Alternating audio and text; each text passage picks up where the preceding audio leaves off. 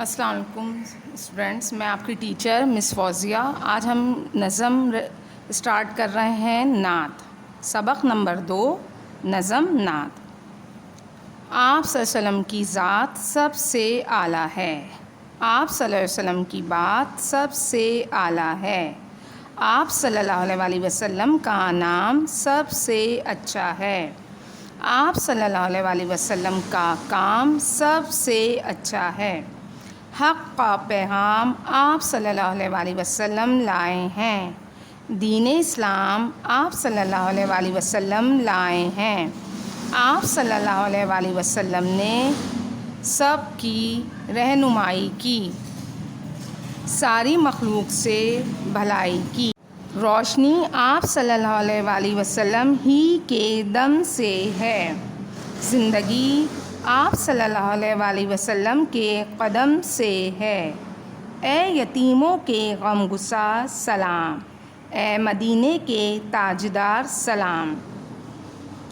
آئے مزید جانیں، اللہ تعالیٰ نے قرآن مجید میں بھی پیارے نبی صلی اللہ علیہ وسلم کی تعریف فرمائی۔ نعت کسے کہتے ہیں؟ جس میں حضرت محمد صلی اللہ علیہ وسلم کی تعریف بیان کی گئی ہو، آپ صلی اللہ علیہ وسلم کی خوبی بیان کی گئی ہو۔ اس نظم میں شاعر کیا بتا رہے ہیں کہ آپ صلی اللہ علیہ وسلم کی ذات جو ہے، آپ صلی اللہ علیہ وسلم کی کا وجود جو ہے وہ تمام نبیوں میں، تمام جو انسان ہے، بنی نوع انسان ہے، اس میں سب سے اعلیٰ ہے، سب سے اونچا مقام آپ صلی اللہ علیہ وسلم کا ہے، آپ صلی اللہ علیہ وسلم کی بات سب سے اعلیٰ ہے۔ کیونکہ آپ جو کچھ قرآن میں ہے، آپ صلی اللہ علیہ وسلم نے اس کو، قرآن کے الفاظوں کو اپنی زندگی کے عمل سے، اپنی زندگی میں اپنی باتوں سے، اپنے عمل سے اس کو بیان کیا۔ تو آپ صلی اللہ علیہ وسلم کی جو بات ہے وہ تمام باتوں، تمام نبیوں سے، تمام پیغمبروں، تمام لوگوں سے سب سے اعلیٰ ہے۔ آپ صلی اللہ علیہ وسلم کا نام بھی تمام نبیوں میں، تمام لوگوں میں سب سے اچھا ہے، اور آپ صلی اللہ علیہ وسلم کا کام بھی سب سے اچھا ہے۔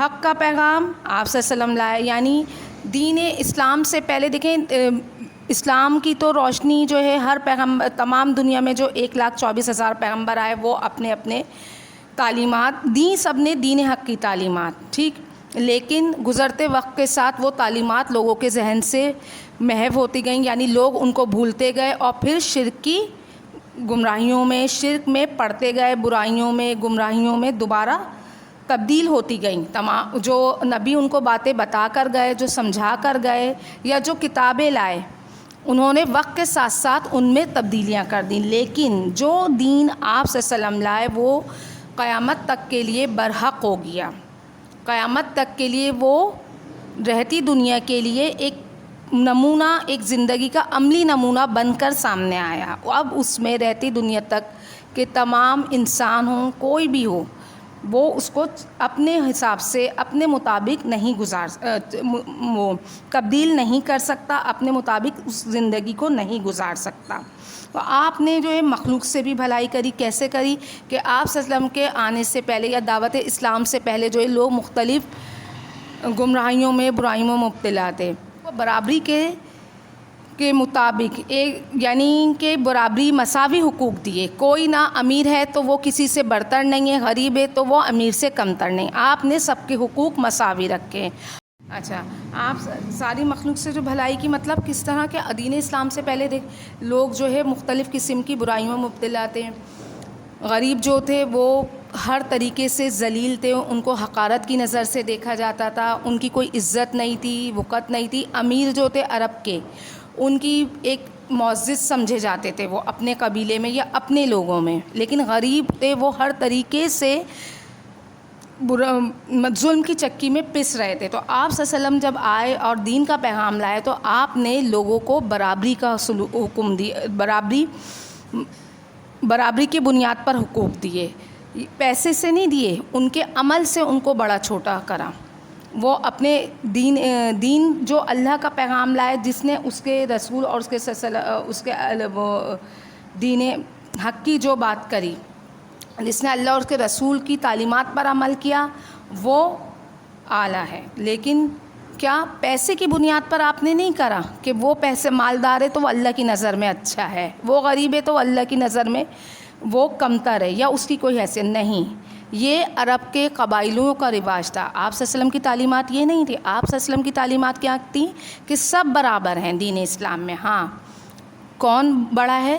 جس کا عمل آپ صلی اللہ علیہ وسلم اور اس کے آپ صلی اللہ علیہ وسلم کے بتائے ہوئے دین کے مطابق ہے، وہ اللہ کی نظر میں بڑا ہے، وہ رسول کی نظر میں بڑا ہے. پیسے کی بنیاد پہ کوئی بڑا نہیں تھا. تو یہ آپ کی ایک یہ آپ صلی اللہ علیہ وسلم کا ایک بہت بڑی جو ہے لوگوں مخلوق کے ساتھ اللہ کی بھلائی تھی، ان کی آپ صلی اللہ علیہ وسلم کی ایک اچھائی تھی کہ آپ صلی اللہ علیہ وسلم نے غربت میں ظلم کی چکی میں پسے ہوئے لوگوں کو اس اپنے حق سے اپنی باتوں سے جو ہے ان کو ان ظلم سے نجات دلائی، اور لوگ اسی بنیاد پر اسلام بھی قبول کرتے گئے. اے یتیموں کے غم گسار سلام کے، یعنی آپ صلی اللہ علیہ وسلم کو جو ہے وہ سلام پیش کیا جا رہا ہے. ہم آپ صلی اللہ علیہ وسلم کو سلام پیش کر رہے ہیں. آپ کی امت، آپ کی مخلوق آپ کو سلام پیش کر رہی ہے کہ جس نے لوگوں کو زندگی گزارنے کا ایک ضابطۂ حیات دیا. ٹھیک اسٹوڈینٹس، نعت کی جو ہے ریڈنگ ہماری ہو گئی کمپلیٹ. اب اس کے بعد اس کا کام اسٹارٹ ہوتا ہے. سب سے پہلے ہے معنی لکھیے، الفاظ معنی. اعلیٰ، اس کے معنی بہت بلند. نمبر 2 غمگسار، ہمدرد. سلیش ڈالیں گے آپ بلو کلر سے، اس کے آگے اس کا دوسرا میننگ لکھیں گے غم بٹانے والا. تیسرا تاجدار، بادشاہ. سلیش ڈالیں گے، اس کا دوسرا میننگ تاج والا. نمبر 4 پیغام، زبانی یا تحریری بات جو کسی دوسرے تک پہنچائی جائے. اب ہے سوال جواب. الفاظ معنی کے بعد اسٹارٹ کریں گے سوال جواب. سوال نمبر 1، نعت کسے کہتے ہیں؟ جواب، جس میں آپ صلی اللہ علیہ وسلم اور اس کے سلیش ڈال کے لکھیں گے حضور اکرم صلی اللہ علیہ وآلہ وسلم کی تعریف بیان کی گئی ہو، اسے نعت کہتے ہیں. سوال نمبر 2، نبی کریم صلی اللہ علیہ وآلہ وسلم نے لوگوں کو اللہ تعالیٰ کا کیا پیغام دیا؟ Question mark. جواب، آپ صلی اللہ علیہ وآلہ وسلم نے لوگوں کو دین حق یعنی سچائی کا پیغام دیا کہ جس میں انسانوں کے لیے بھلائی اور زندگی گزارنے کے تمام اصول بتائے گئے، جو کہ رہتی دنیا تک کے تمام انسانوں کے لیے ہدایت کا سر چشمہ ہے. ڈیش. نمبر 3، حضور اکرم صلی اللہ علیہ وآلہ وسلم کی ذات مبارکہ کو تمام انبیاء کرام علیہ السلام میں سب سے اعلیٰ کیوں قرار دیا گیا ہے؟ جواب ہے، حضور اکرم صلی اللہ علیہ وآلہ وسلم کی ذات مبارکہ کو تمام انبیاء کرام علیہ السلام میں سب سے اعلیٰ اس لیے قرار دیا گیا کیونکہ آپ صلی اللہ علیہ وآلہ وسلم رہتی دنیا تک کے تمام انسانوں کے لیے رحمت للعالمین بن کر تشریف لائے. ڈیش لگا دیں گے، آنسر ختم. شعر نمبر 4 کی تشریح. آپ صلی اللہ علیہ وآلہ وسلم نے سب کی رہنمائی کی، ساری مخلوق سے بھلائی کی. تشریح. اس شعر میں شاعر کہہ رہے ہیں کہ آپ صلی اللہ علیہ وآلہ وسلم کے دین اسلام کی دعوت سے پہلے لوگ مختلف قسم کی برائیوں میں مبتلا تھے. آپ صلی اللہ علیہ وآلہ وسلم نے اسلام کے ذریعے لوگوں کو سیدھا سچا راستہ بتا کر رہتی دنیا تک کے مسلمانوں سے بھلائی کی. کوسچن آنسر ہمارے 3 تھے، یہ کمپلیٹ ہو گئے. اس کے بعد اشعار مکمل کریں. نمبر 1، آپ صلی اللہ علیہ وآلہ وسلم کی ذات سب سے اعلیٰ ہے. اچھا، سیکنڈ لائن میں ہی لکھیں گے، اور جب آپ سیکنڈ شعر لکھ لیں گے وہ آپ کا آنسر ہوگا. لیکن آپ نے اس سے کیا کرنا ہے، بلو کلر سے جو اس کا دوسرا شعر ہوگا اسے آپ نے بلو کلر سے انڈر لائن کرنا ہے. پہلا شعر آپ کا سوال ہوگا، دوسرا شعر آپ کا آنسر ہوگا، اور اس آنسر کی لائن کو آپ نے بلو کلر سے انڈر لائن کرنا ہے. آپ صلی اللہ علیہ وآلہ وسلم کی بات سب سے اعلیٰ ہے، یہ آپ کا آنسر، اور اس سے آپ انڈر لائن کر دیں گے. نمبر 2، حق کا پیغام آپ صلی اللہ علیہ وآلہ وسلم لائے ہیں، دین اسلام آپ صلی اللہ علیہ وآلہ وسلم لائے ہیں۔ نمبر 3، روشنی آپ صلی اللہ علیہ وآلہ وسلم ہی کے دم سے ہے، زندگی آپ صلی اللہ علیہ وآلہ وسلم کے قدم سے ہے۔ نمبر 4، اے یتیموں کے غمگسار سلام، اے مدینے کے تاجدار سلام۔ حروف کو الگ الگ کر کے لکھیے۔ اچھا، حروف کو الگ الگ کرنے کا طریقہ میں نے آپ کو ابھی ہمارا پرچم کا جب آپ کو چیپٹر کا کام ورک بتایا تھا تو وہاں بھی یہ حروف الگ الگ کر کے لکھنے تھے، تو میں نے آپ کو طریقہ کار بتا دیا تھا کیسے کرنا ہے۔ اب صرف میں یہاں پر ورڈز بولوں گی، حروف کو الگ آپ خود کریں گے، ٹھیک ہے؟ نمبر 1 اچھا، نمبر 2 پیغام، نمبر 3 مخلوق، نمبر 4 یتیموں، نمبر 5 مدینے۔ باقی ورڈز آپ کو یہ کام بھی آپ کو نظر آ رہا ہوگا کہ کس طریقے سے الگ الگ ان ورڈنگ کو کیا گیا ہے، ٹھیک؟ جملے بنائیے، الفاظ جملے۔ نمبر 1 ذات، آپ صلی اللہ علیہ وآلہ وسلم کی ذات پاک تمام انسانوں کے لیے ہدایت کا ذریعہ ہے۔ حق، حق بات کرو۔ نمبر 3 زندگی، زندگی اللہ کی امانت ہے۔ نمبر 4 روشنی، علم کی روشنی سے جہالت کے اندھیرے ختم ہو جاتے ہیں۔ نمبر 5 بھلائی، ہمیشہ دوسروں کے ساتھ بھلائی کرنے کا سوچو۔ اب اس کے بعد ہے 1 یا 2 لفظی جواب۔ پہلا سوال، نبی کریم صلی اللہ علیہ وآلہ وسلم کون سا پیغام لائے؟ جواب، توحید کا پیغام۔ نمبر 2، نبی کریم صلی اللہ علیہ وآلہ وسلم کس کی بھلائی کے لیے دنیا میں تشریف لائے؟ Question mark. جواب، اللہ کی مخلوق کی۔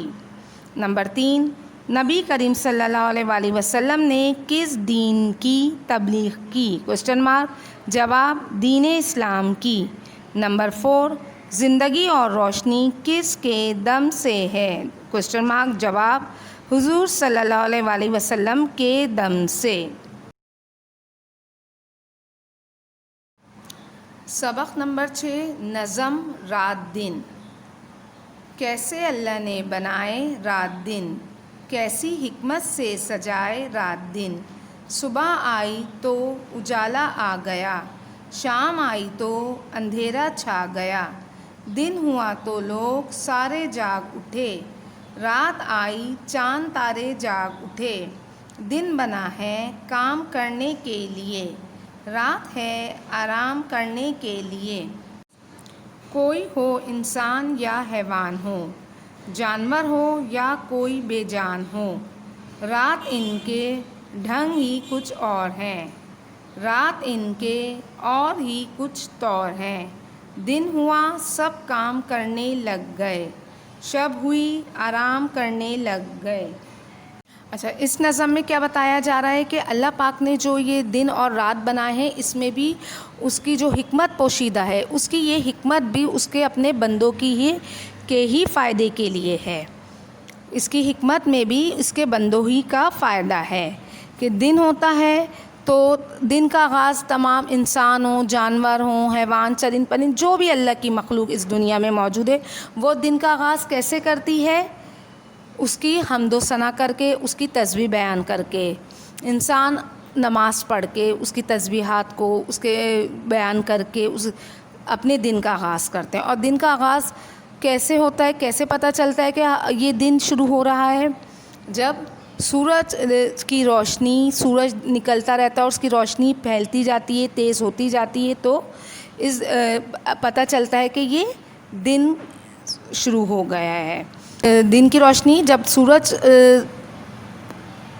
نکلتا جاتا ہے، دن کی روشنی تیز ہوتی جاتی ہے، تو پتہ چلتا ہے کہ یہ دن کا آغاز ہو گیا ہے، ٹھیک۔ اور اس دن کے آغاز کو انسان اللہ تعالیٰ کی حمد و ثنا، اس کی عبادات، اس کی تسبیحات، چاہے اس کی جو بھی مخلوق ہو، انسان ہو، حیوان ہو، چرند ہو، پرند ہو، یہ سب اس کی تسبیحات پڑھ کے، اس کی عبادت کر کے اپنے دن کا آغاز کرتے ہیں اور اپنے اپنے کاموں میں نکل جاتے ہیں، اپنی اپنی روزی کی تلاش میں نکل کھڑے ہوتے ہیں۔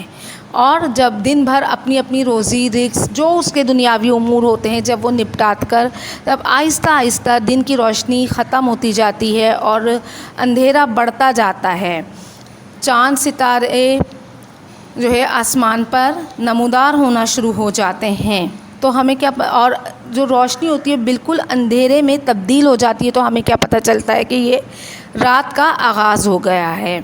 آسمان پہ جو چاند ستارے نمودار ہو جاتے ہیں، ظاہر ہو جاتے ہیں، وہ رات کے ہونے کا پتہ دیتے ہیں۔ اس وقت انسان جو ہوتا ہے، چرندوں پرندوں یہ تمام مخلوقات جو دن بھر کی تھکی ہاری ہوتی ہیں، اپنے اپنے گھروں میں آن کر اپنے اپنے گھونسلوں میں آن کر آرام کی غرض سے لیٹ جاتے ہیں، سو جاتے ہیں۔ اور دن میں جو ہوتا ہے رات اور دن کے فرق کا کیا ہوتا ہے کہ رات میں جو انسان کے طور طریقے ہوتے ہیں کیا ہوتا ہے، صرف کیا ہوتا ہے کہ وہ سوتا ہے، آرام کرتا ہے، لیٹ جاتا ہے، بس اسے کوئی کام نہیں ہے، اسے کچھ نہیں ہے۔